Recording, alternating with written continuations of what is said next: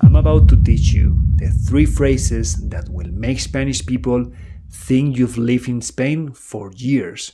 But first you need to know why 90% of students sound like broken Google Translate.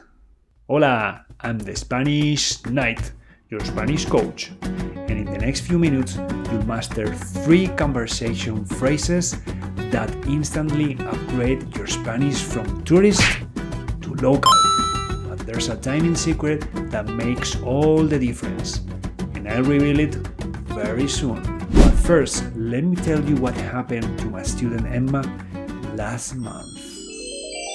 Emma from New York had been studying Spanish for a year. She knew all the textbook phrases. Hola, ¿cómo está usted? Muy bien, gracias. ¿Y usted? Perfect grammar, perfect pronunciation. Then she went to a cafe in Sevilla and tried to order.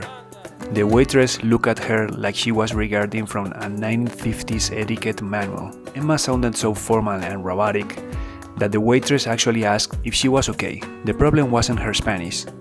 It was that she sounded like a tourist following a script instead of a real person having a conversation. But the mass transformation happened in just 3 days when she learned what I'm about to teach you. So here's what Emma learned. Instead of textbook phrases, Spanish people use these 3 natural expressions. Instead of hola, ¿cómo está usted? You can say something like hola, ¿qué tal? Instead of muy bien, gracias, you can say fenomenal o genial. Instead of con permiso, you could say something like perdona o disculpa.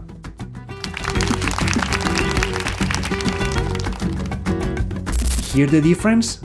These aren't just words, they're personality. When you say hola, ¿qué tal? You sound like a friend, not a foreign language student. And here's something crucial. Words like disculpe or perdone are too formal for most situations. We only use those with elderly people or authority figures like police or your boss. When you say disculpe to a 30-year-old Spanish person, you are basically calling them old. They feel ancient. Stick to perdona or disculpa. Much more natural and friendly. But here's the secret that transforms everything. And this is what I told Emma. You're already sounding more Spanish. You know what else you should get good at? Hitting that subscribe button. Because learning Spanish without subscribing to this channel is like going to a tapas bar and ordering just one. Technically possible, but you are missing all the good stuff. Ring that bell.